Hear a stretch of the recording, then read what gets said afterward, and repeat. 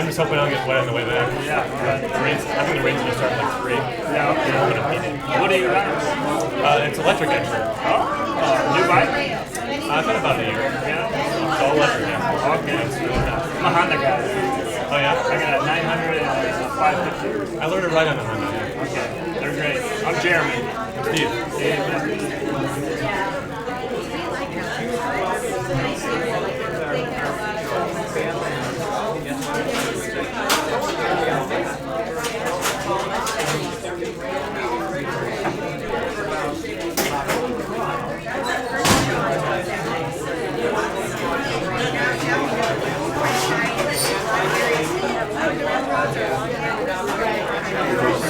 Gonna get started real soon. Hope you all okay. Then you can easier. Yeah, that sounds great.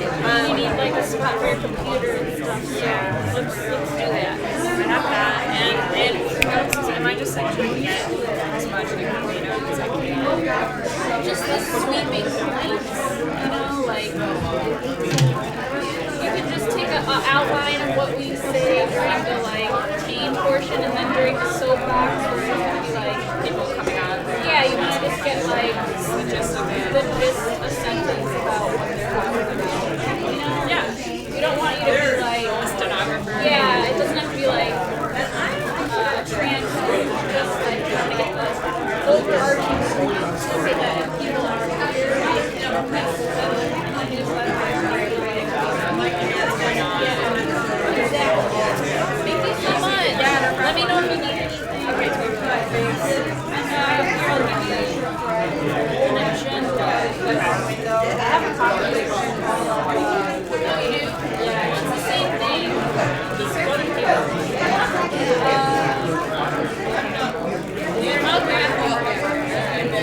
This is our note taker. This right here.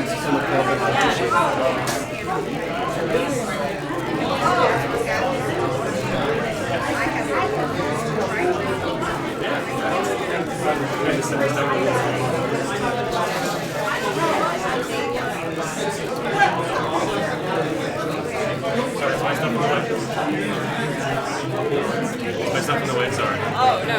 I'm just going to steal this chair. Is that okay? Or... They have me taking notes. Oh, okay. Yeah. I mean, if you called it out right now. Is it okay if she uses this table for the... Yeah. I mean, you can share. She just needs a little... Sure. Yeah, story I didn't want to sit this close to I thought somebody was sitting here. I don't know. Not here. Is that your backpack? Maybe they're sitting here, but... There was someone sitting here like 5 minutes ago. I don't know where they were. If that chair is available, I'll take that.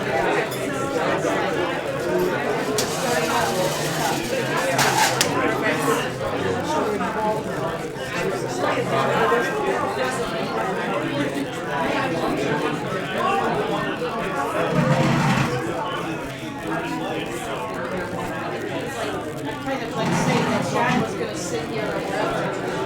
But he never stopped it.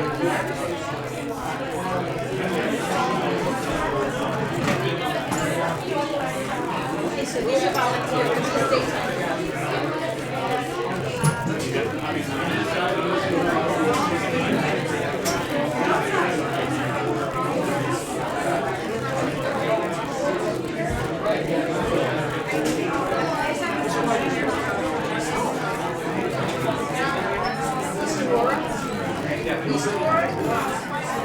Yeah, that's a challenging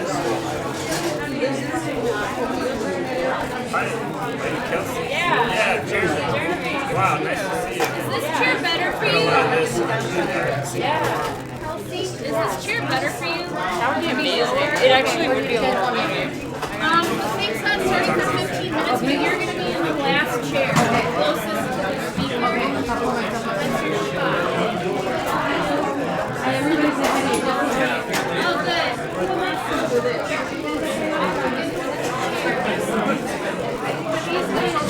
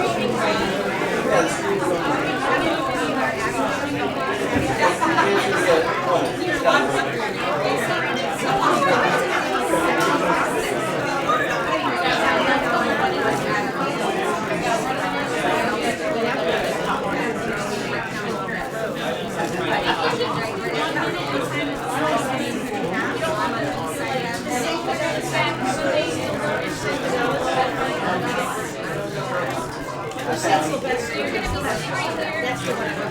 need a signature? Just go see Sylvester. I brought a notebook. I brought a notebook.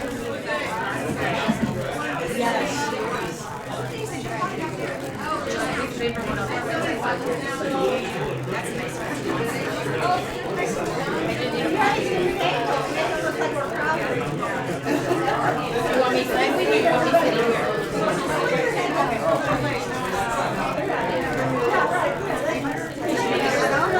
And then people on there, right?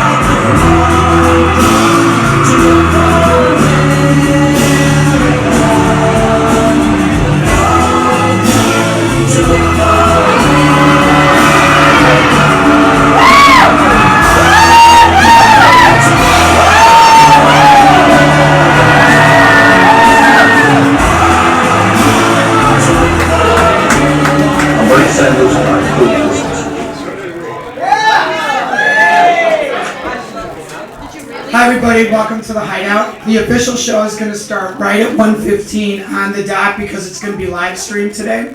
So you just have a few minutes to go get a drink or go to the bathroom or something. And then at 1:15, everybody should be right here in their seats ready to go for the program. I'm Tim Tutton, I'm the president. And if you want to sign up to speak later on during the soapbox session, there's a list coming around, so put your name on that list. I'm Tim Tutton, I'm the president of the Hideout. This is our 20th anniversary. We're really happy to be here. When we started the bar in 1996, the Clintons were in office, okay? And to celebrate our 20th anniversary, we're hoping not to repeat that. So, for the last 20 years, we've been really proud to be part of the music, artistic, literary scene here in Chicago.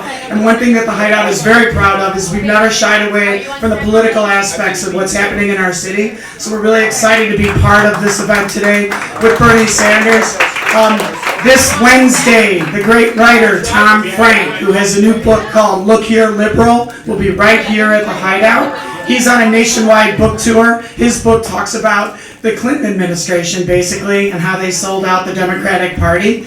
And he has been going all over the country. You might have seen him on MSNBC recently. Tom Frank went to the University of Chicago, got his PhD, hung out at the Hideout, and spent many drunken times putting together bachelor stories here.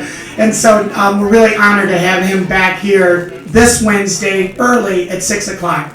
And then we have a lot of great stuff coming up. This week, we're going to have SimFest, and SimFest is the Chicago International Music and Movie Festival. Most of the events will be happening around Logan Square, but for the entire time SimFest has been going on, the Hideout's always had events and everything. That will be this week. And there's a whole bunch of other stuff on our website, hideoutchicago.com. I can't tell you how much it means to have this here. Back in 2008, I was a volunteer for Barack Obama. The Hideout was a place where we went to Wisconsin, Indiana, I went to South Carolina, we went all over the country, volunteers, Iowa, and Barack got elected. For the last 7 years, I've been a member. Actually, not only do I own the Hideout with my wife and my two partners, but I was a member of the Obama administration until December of 2009. And so, those of you that are booing, just the one dude over there in the black thing. So, what makes me, I am an insider to see a lot of the things that happen, and there's a lot of great inspiring things that happen. I also know that when I look at Bernie Sanders, he reflects the values that we really feel represent us, and therefore, Barack might have got us here, Bernie can take us where we need to go, and so it's great to be part of this revolution. The program is going to start at 1:15, so thanks for being here, and thanks to one other story. In all my 55 years, I went into the voting place in Logan Square on March 15th for the primary. And when I saw Shauna's name listed as a delegate, I cried. And that is true. Because really, for the first time in my life, there was actually a person on a ballot that I actually knew, and I actually believed in everything that they were about. And I thought, that is an inspiring part of America, and I hope Shauna is going to go to that convention, and I hope that this can really happen. I believe it, and I hope you do too. Also, thank you, Andrea Jablonski, for putting this up here. Little thing about this bird, Fred Armisen hung out at the Hideout, okay? And then he became Saturday Night Live. He did Portlandia. They did the Portlandia show here at the Hideout when they were on tour a couple years ago. Put a bird on it is a hilarious thing. And so Andrea Jablonski painted this beautiful bird that will be hanging outside the Hideout for the duration until Shauna needs it for the convention or whatever protest that you guys are doing to get that bird out. So thanks for being here, and the show's going to start in about 8 minutes. Thanks. It's not a show. It's the meeting. Bring people together.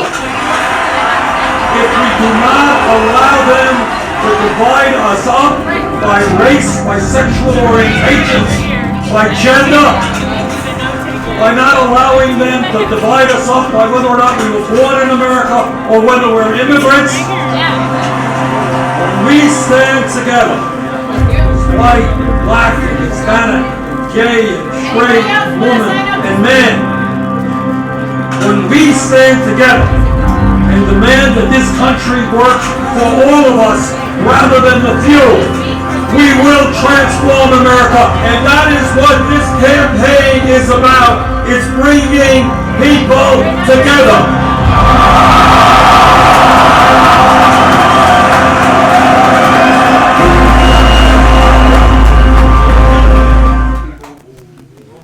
When my oldest brother Michael was born, my mother was told that she had to leave because she could not bring a black child into that neighborhood. So she left, and she tried to make a way for herself and her child on the south side.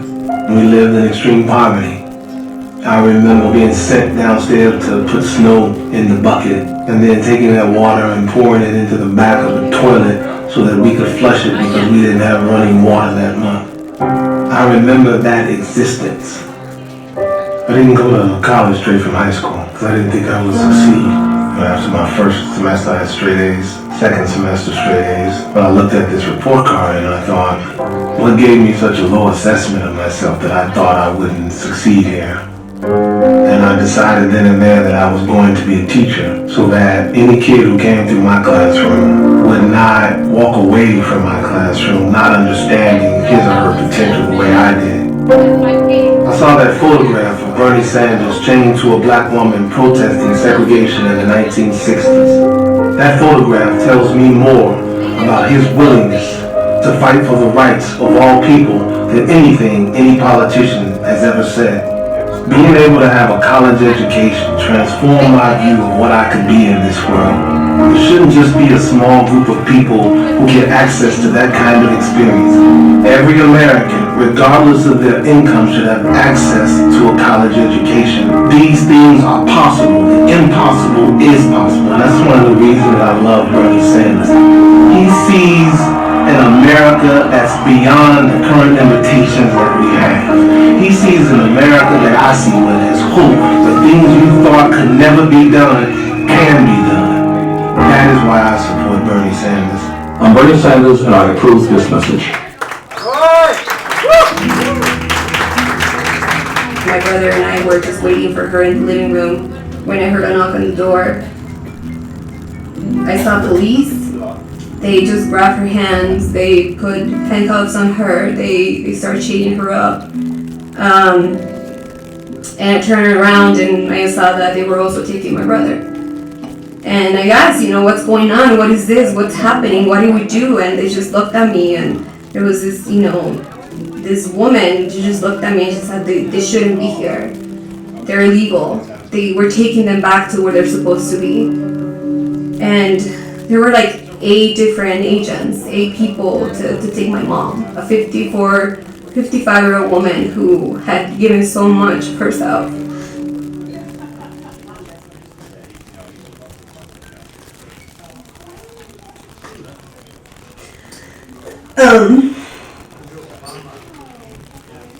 And they took her.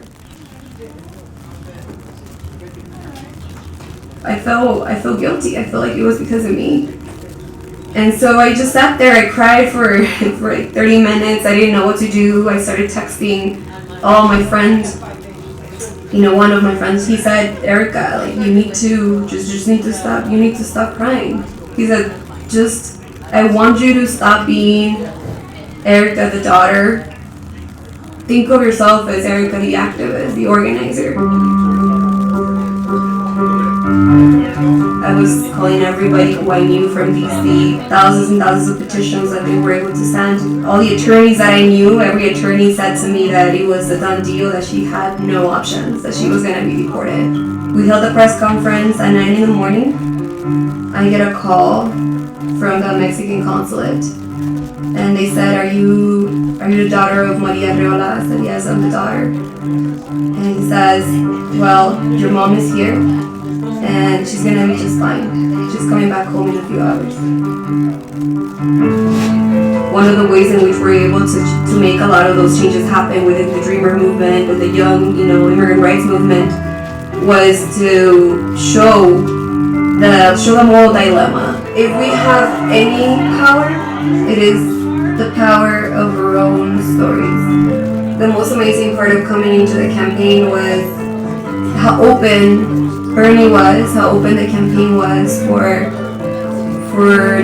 two dreamers that they brought on board to help put together a platform on immigration. And it was amazing for me because this is not something that we're putting together out of just policy because we're policy experts. This is something that we were putting together because we've been through it. I used to live in the shadows. I used to live in fear, but I decided to step out to tell people who I am. My name is Erica Andiola. I'm the National Press Secretary for Latino Outreach for Bernie Sanders 2016, and I am undocumented.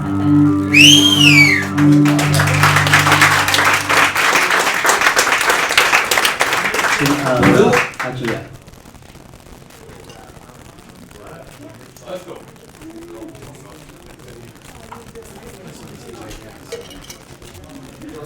Brothers and sisters, thank you for being here.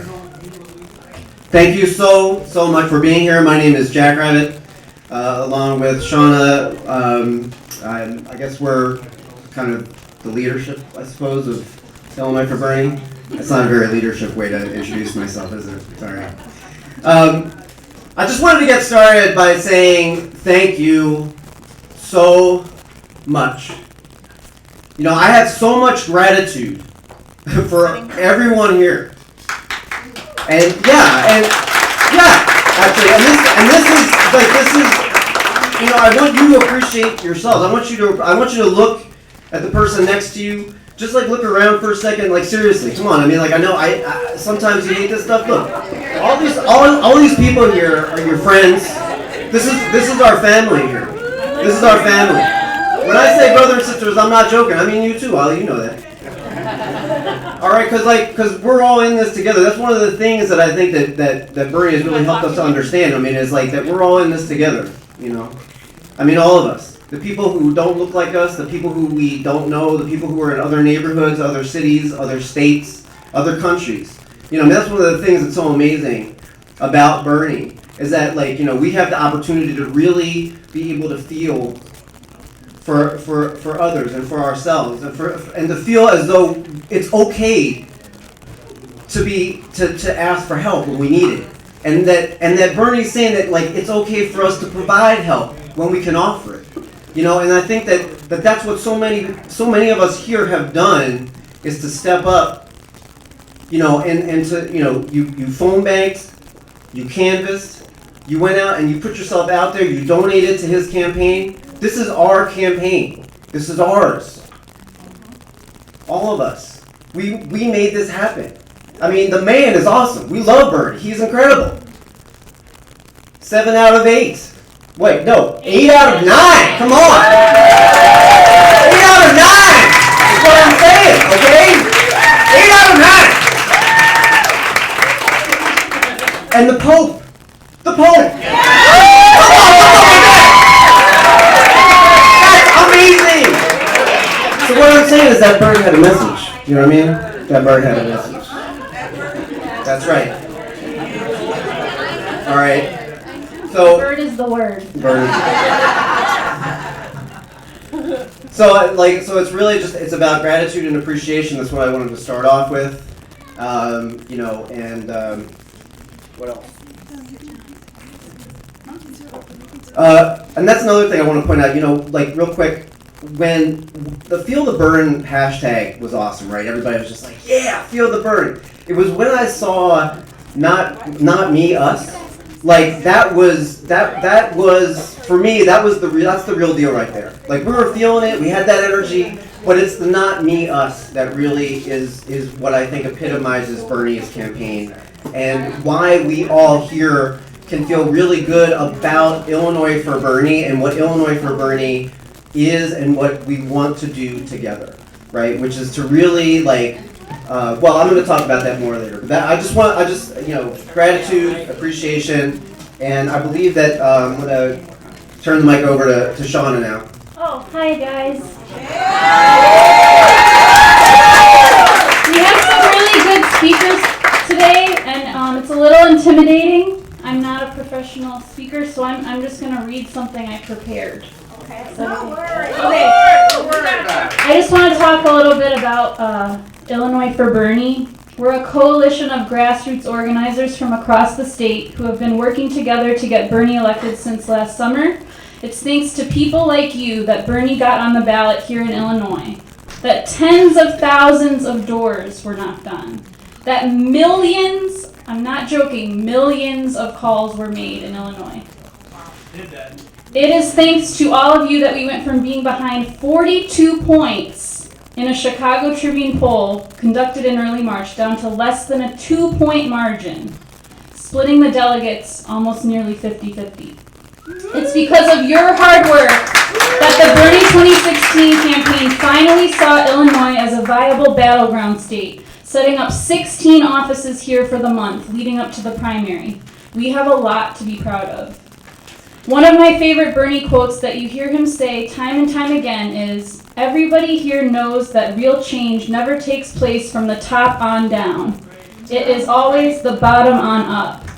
Yes. What this says to me is that we can't wait to be given the green light to move forward, that we must take the initiative to stand up together and to fight to become active participants in the political decision making that affects every aspect of our daily lives. I think I forgot to introduce myself.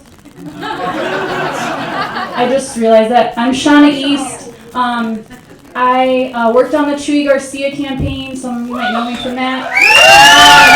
I worked on People for Bernie about a month before Bernie actually started running, before he announced. And then Jack and I, along with some other great organizers, started Illinois for Bernie last summer. And I did work on the Bernie 2016 campaign for about a month and a half while they were in the state. So just so you know who I am, and you're like, who the heck's that leprechaun on the stage? So what has Illinois for Bernie been in the past? Well, we've been more of a loosely knit organization. We provided infrastructure like conference calls to connect folks across the state, e-newsletters to let supporters know what directives are being called on by the campaign, and to connect grassroots organizers. We've administered a killer Slack team. I don't know how many of you are on our Slack team. Thank you! You guys have done so much work and maintained multiple social media pages. We've hosted fundraisers and rallies, debate watch parties, and other events. So that's what we've been doing in the past. But Jack's going to talk about a little bit about what we might do from now, this point on. So it's really important that, I really think that it's so important that we understand that so much of what's happened in Illinois over the past year to get Bernie elected has really come from the grassroots. we together have done this. And I think it's really important that we understand that for us to actually see Bernie's progressive agenda, the principles that he stands on, and the platform that he champions, the way that we can actually ensure that that is going to move forward, and that this isn't going to end with the campaign. Once Bernie gets elected as president, he's going to need our support, but not just Bernie. This is something, because it is a grassroots, it's a grassroots happening. It's a movement that's coming from the bottom up. We need to be able to work together as just citizens, not aligned with a party or a group or an organization. We need to work together, right, to be able to actually make this progressive agenda move forward. And so, you know, the vision that we have for Illinois4Bernie is to create a coordination and a communication among the people who have been brought together around this platform, right? I mean, this is a unique opportunity that we have, because we know that there are people all around this state, all around this country, but in particular all around this state, who agree with Bernie's platform enough to be able to go out there, put their lives on the line, actually put the work in and do the work, okay? And so that's what we're looking at now. We're looking at actually bringing all those people together and unifying and rallying around this platform and these principles of egalitarianism and compassion, you know, and you know, healthcare for all, and you know, free state, you know, state college. I mean, these are things that we don't have to be afraid to actually demand this in the public sphere anymore. This is something that we should be having, right? Yeah! It's okay. It's okay to actually believe that this is something that can occur. So that's what we're talking about. The future of Illinois4Bernie is for us to work together, and I'm not just saying that for me. Right. I'm saying that for you. I'm looking around right now, and I'm seeing so many amazing people who were in and out of the headquarters during the campaign, while the campaign was here, people who were just like, you know, knocking on doors in the rain, like in the cold, not caring, just doing it because they believed in this stuff. You all are leaders. I am looking at a room full of leadership right here. All right, and so, and what, yeah, that's right, thank you.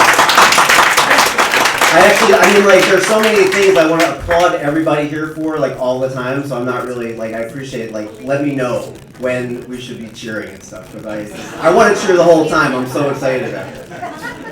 But so, you know, so what I'm really asking you all for is to consider stepping up and really just, like, taking ownership of, you know, of this movement. And what we're really hoping to do with Illinois4Bernie is to provide a channel for engagement, to allow people to be able to say, you know what, I'm here right now, and this is where we want the future to be. And, you know, we're going to work together to do that, to channel our energy into that progressive agenda, that progressive platform for change that we want to see in this world.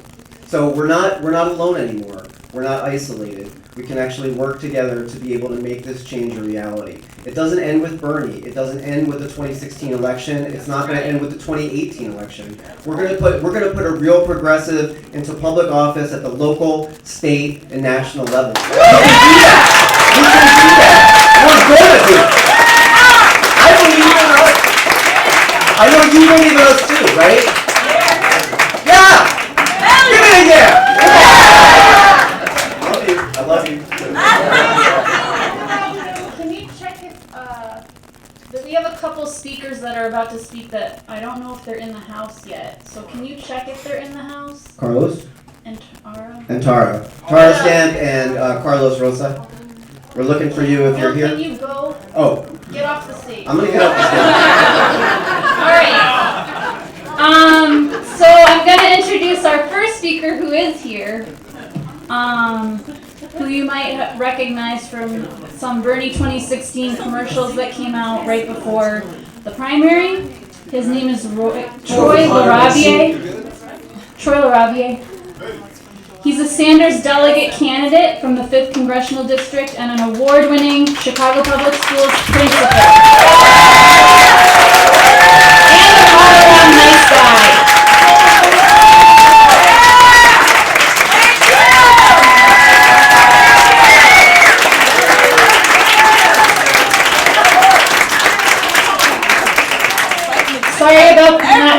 proper podium, but we did our I'm best. just glad you had one. And our next mayor.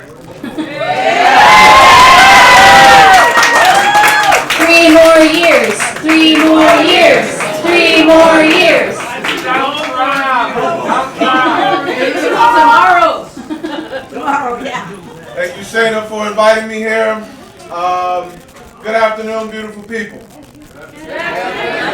I was given a charge, and I'm going to try to meet that charge. I've jotted down a few notes on my phone here. Thanks for having a podium for me to put it on. Hopefully I won't get a text while I'm reading from it. What's your number, all? Might be a little awkward. One of the things I love, the thing I love most about Bernie Sanders is the focus of his message. How completely on point and accurate it is in terms of how it deals with what I understand to be the source of our problems. He has a position on just about every issue, but he grounds all of those positions in an understanding of the corrupt system that creates all of those problems. Yeah. He has 2 points that grounds his understanding of all of the others. That we live in a rigged economy that channels the wealth of our nation to a small minority of people. And that those people then use that wealth to corrupt our political system, to make it difficult for us to make the changes that we need to make in every aspect of our civic and political lives.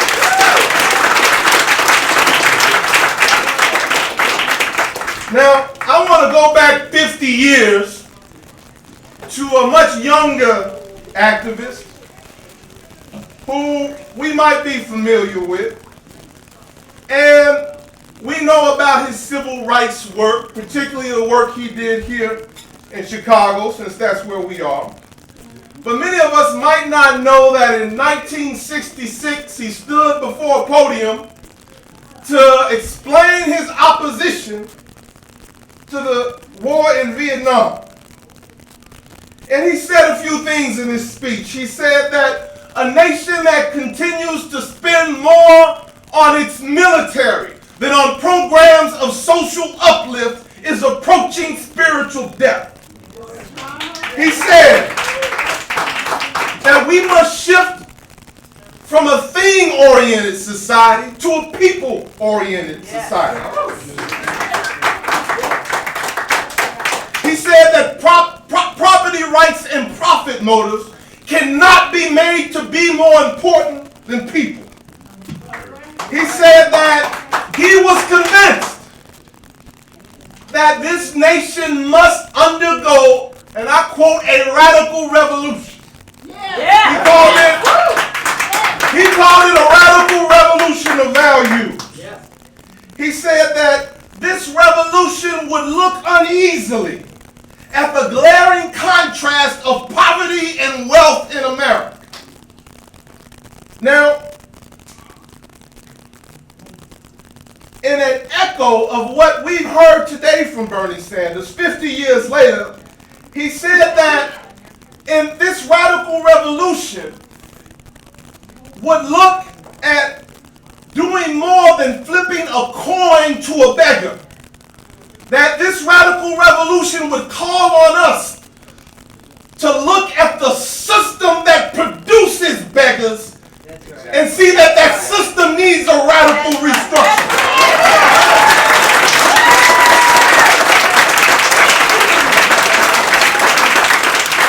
He understood that beggars are not happenstance, that there is a corrupt system that produced them. That system itself is incapable of producing policies that benefit us all. That the system itself had to be overhauled. Now you would think that this person, from listening, would be Bernie Sanders, and he certainly would agree. But this was Dr. Martin Luther King.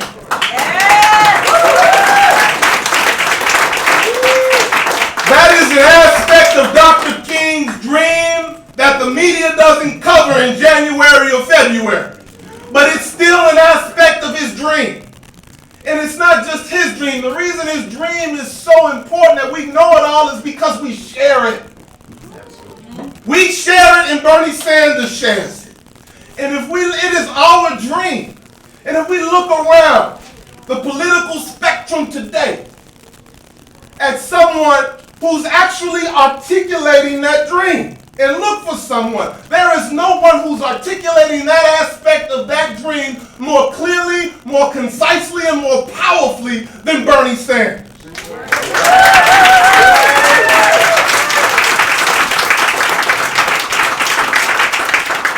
Justice King understood that the system produced the beggars. Bernie Sanders understands and articulates how the corrupt system we live under today produces a situation where we have millions of people who don't have access to health care. That doesn't happen incidentally. We're under a system that's designed to produce it, a system that needs the same radical revolution that it needed 50 years ago. Yes. Right.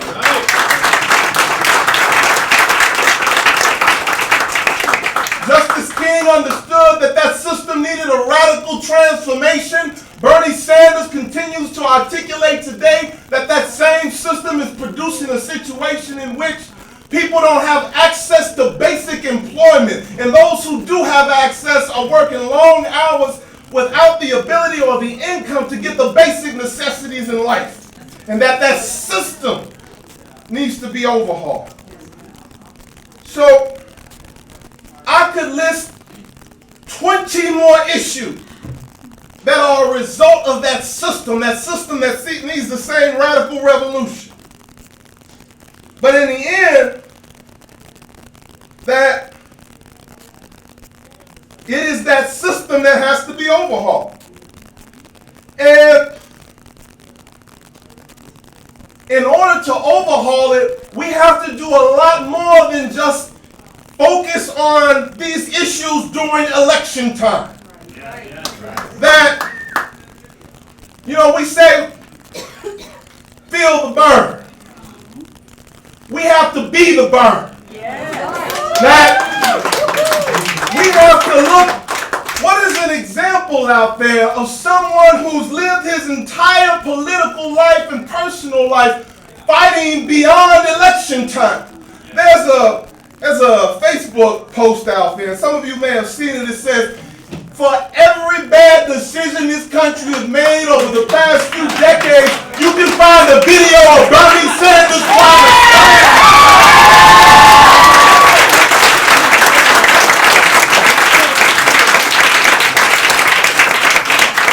And so we already have an exemplar of the kind of life we need to live beyond election season in the very candidate that we support.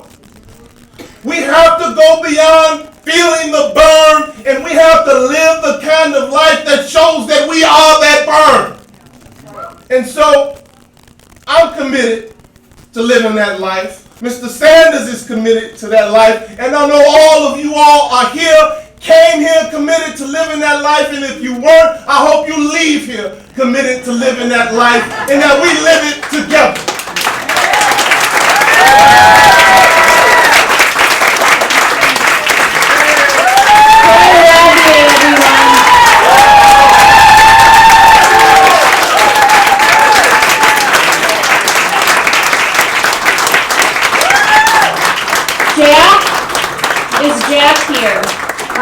You guys remember when I kicked him off the stage to go find out if the next speakers were here?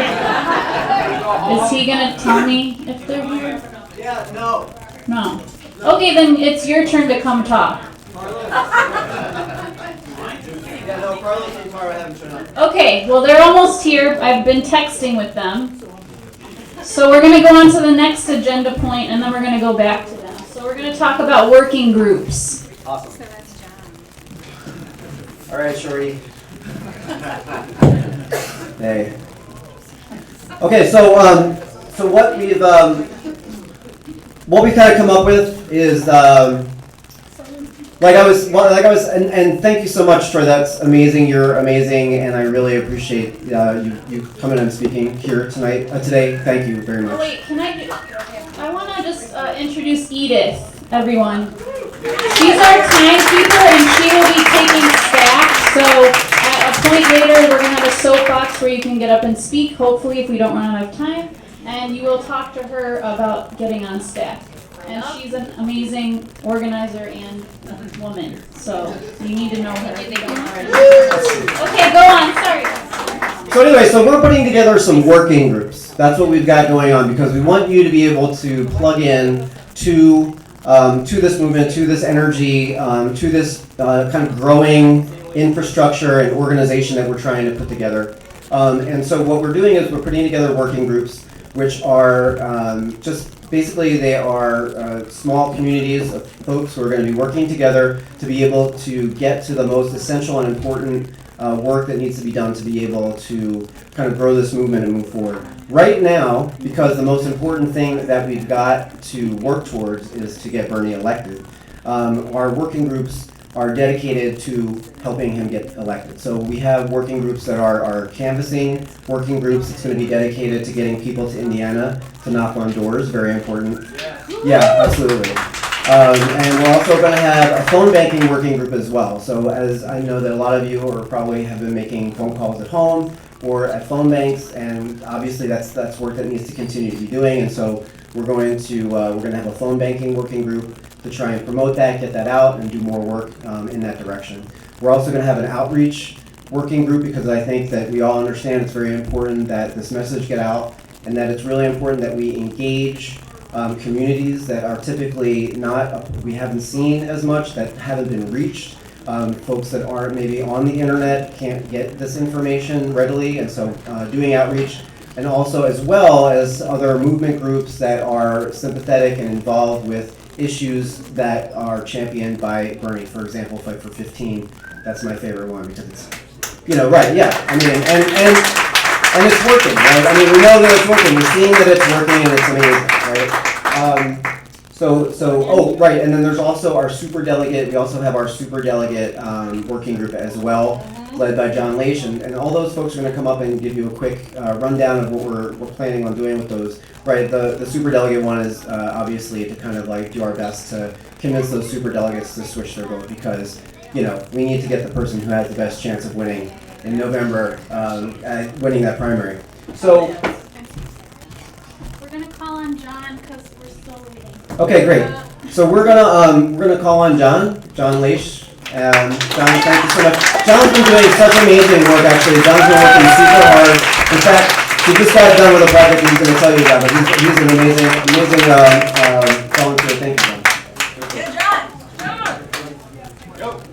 Hello. I'm not going to be as eloquent as any of the other speakers, and I apologize for my dress, but I'm an organizer, and for the last 5 days, myself and a bunch of other volunteers have been working to compile the question, which delegates won? The Hillary campaign still doesn't know, and the Illinois Democratic Party still doesn't know, but we do.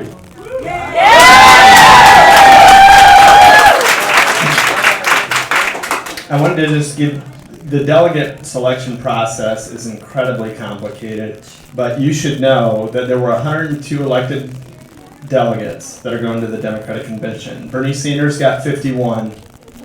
Hillary Clinton got 51, so we tied Hillary.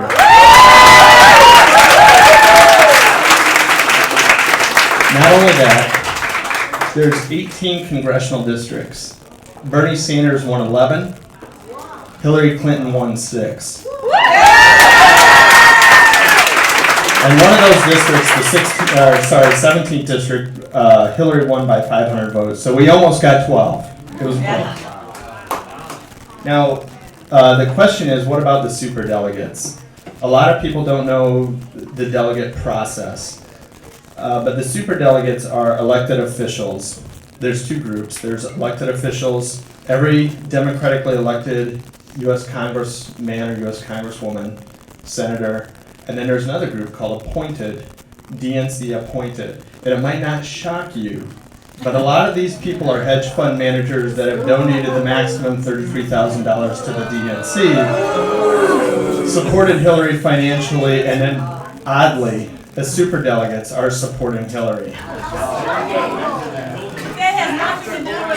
My guess is that Hillary probably considers this part of the democratic process. And in fact, she just sent out a fundraising email to her people, and she says, Bernie's campaign has a new strategy. In states that didn't win, like Nevada and Florida, they're flooding. Hold on, I'm getting a call from Iowa. I have no idea who that is. It's probably some senior level Bernie person. Anyway, states like Nevada and Florida, they're flooding local conventions and volunteers to try and steal delegates for Bernie, overturning the will of the voters. This is Hillary Clinton's words, overturning the will of the voters. Now, we have four superdelegates where Bernie Sanders won that congressional district handily, and yet that superdelegate is supporting Hillary Clinton. And we believe that in the democratic process, that superdelegate should be supporting Bernie Sanders. Those four superdelegates are Luis Gutierrez, Quigley, Duckworth, and Bill Foster. So what are we going to do to get those people to, in Hillary's words, support the will of the electorate? Withdraw support from Duckworth.